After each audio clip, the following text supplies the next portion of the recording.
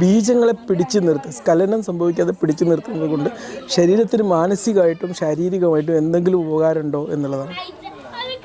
തീർച്ചയായിട്ടും ഇന്ന് ഒരുപാട് ചർച്ച ചെയ്യപ്പെടുന്ന ഒരു വിഷയമാണ്. അതുകൊണ്ട് കുറച്ച് കാര്യങ്ങൾ അതിനെക്കുറിച്ച് പറയാൻ ഞാൻ ആഗ്രഹിക്കുന്നത്.